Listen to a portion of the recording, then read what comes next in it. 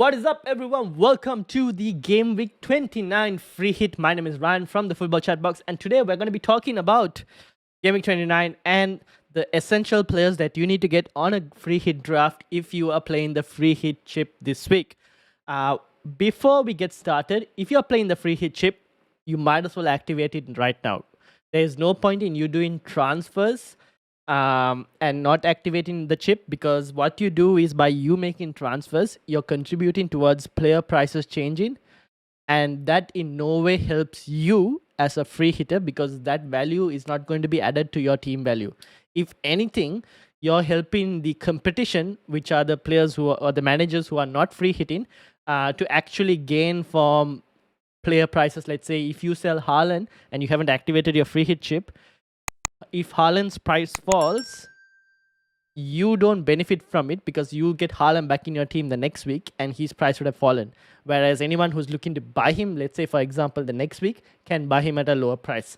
So if you're actually, and if you're confirmed that you're determined to play the free hit chip, you might as well activate it and make your transfers.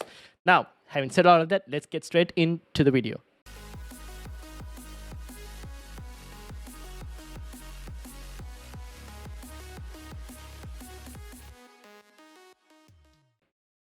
All right, now on the free hit chip, there are a couple of essential players. And when I mean couple, there are only two. Watkins and Heung-min Son, I think, are the only two essential players. And the reason I say essential is because they are main captaincy considerations for Game Week 29. And they're probably the two best options available on a free hit draft. Everyone else, I think, even though it's only 4 games, I think you can make calculated risk in terms of calculated decisions, in terms of who you would want. It all depends. Use this free hit draft because it's only 4 games. Don't go ultra template, I would say, because going ultra template, unless you're trying to protect rank, if you're someone who's chasing, trying to claw down a lead from your mini league and everything, have a look at the people who are above you on your mini league. Have a look at who they have and check if they're actually going to play their free hit or not. If they're not playing their free hit, make a few, at least 1 or 2 different player moves in your starting 11, just to see whether you have a chance of at least like cutting down the lead if the lead is pretty significant, right? So in my case, the lead in my mini league is pretty significant. So I would also probably make 1 or 2 different ones. But having said that, I'll go through in this video. I'll give you guys a couple of options, and then you guys make the best decisions of what you want.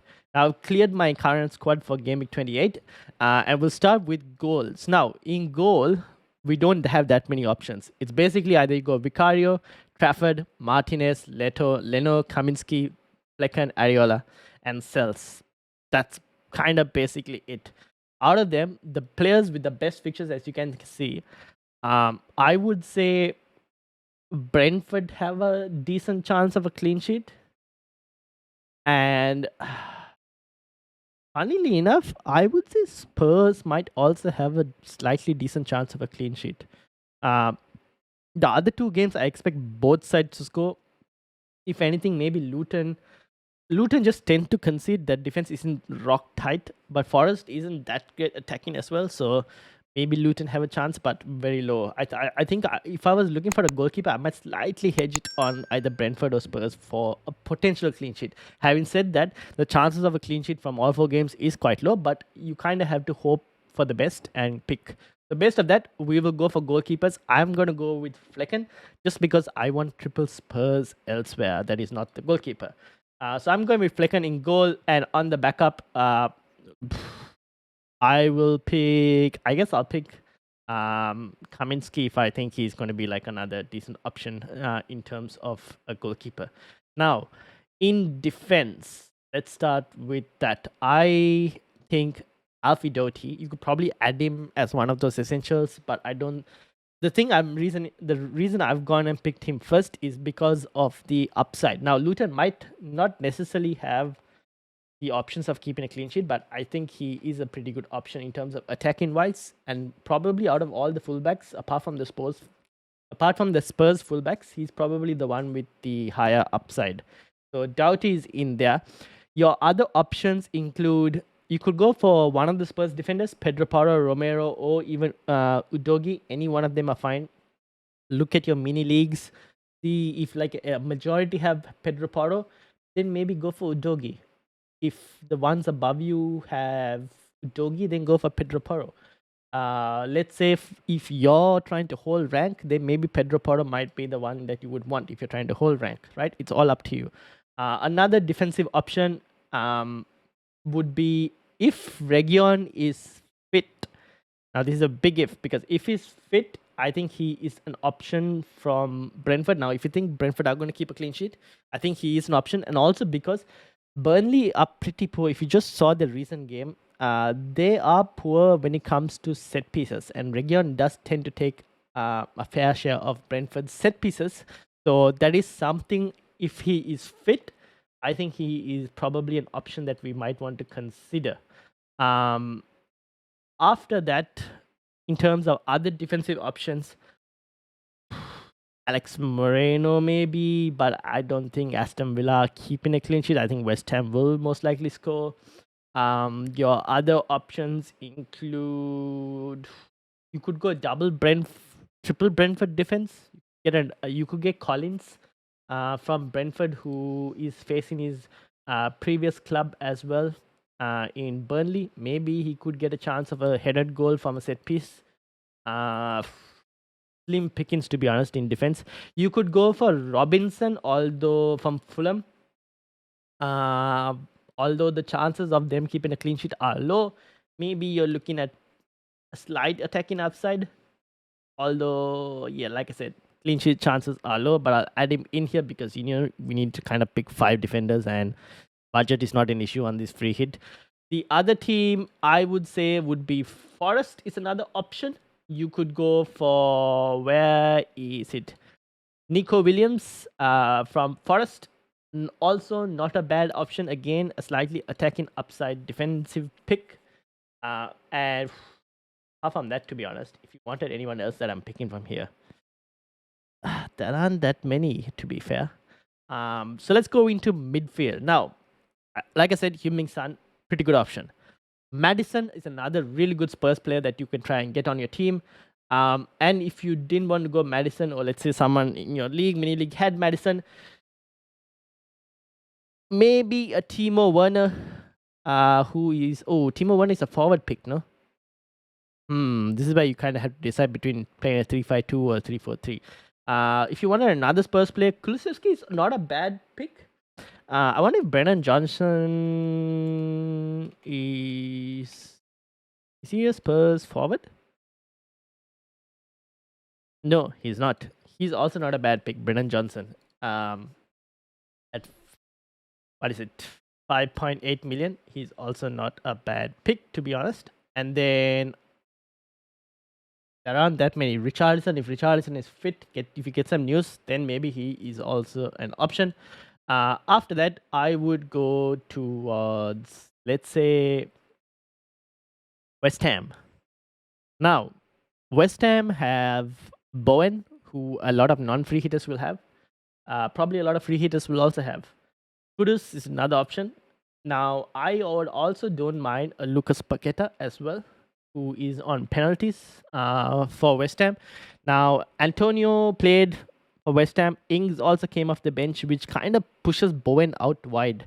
So that is not as great for Bowen. So this is where maybe if you're looking to try and get a hedge, probably go for like a Paqueta or a Kudus as well instead of a Bowen. So for now, I'll put Bowen in there because he's the obvious one. But Kudus or Paqueta as well are pretty good options. Ward-Prowse maybe, but you got to hope Ward-Prowse scores like a set-piece banger or something for you to get some points from there. I prefer Kudus, Paqueta, and Bowen from West Ham midfield. Then apart from that, the other few midfield options, I would go from the fixtures. I would target potentially a Fulham midfielder, a Forest midfielder, and you could also think about Aston Villa midfield in Leon Bay is not a bad shot. 90 minutes though, not guaranteed. Douglas Lewis, penalty taker, but his away from home record for Aston Villa is not as great compared to his home record. So maybe not. So maybe Leon Bailey from West Ham. The other player you can go for would be, I would say, Gibbs White from Forest, or even Elanga from Forest. Gibbs White will be more on the set pieces. Elanga, if he starts, he didn't start the last game. If he starts this one, should be a decent option as well from getting on the end of stuff. So between the two, you can pick one of them. If we get news that Elanga, will we get news that Elanga is starting? Maybe. So if you get, depending on who, you can go from one of the two. Let's pick just Gibbs White on here, and any other midfield picks. Fulham, Harry Wilson is not a bad shout. He's not a bad shout. Willian is not a bad shout. Iwobi as well is not a bad shout from Fulham. Iwobi has actually been on pretty decent form as well, so he's also another player to consider in the midfield. And then in the forward lines, Muniz from Fulham is a pretty good shout, but if you, this is where you have to try and make your hedges. If you think Spurs, or at least in my case, I'm thinking maybe Spurs keep a clean sheet, I probably don't go Muniz. Another forward that I would think would be Tony. I'll probably look at Tony if I believe that Burnley are obviously going to concede chances. Tony again on penalties could be an option. You could have the double up of Tony and Wissa as well if you're playing like a 3-4-3. That is a possibility that you could try. But Wissa's minutes is something you might want to monitor based on, because they have Mopai. If Mbuemo is back, then that kind of reduces Wissa's minutes as well a bit more. So that's something to kind of keep an eye out for.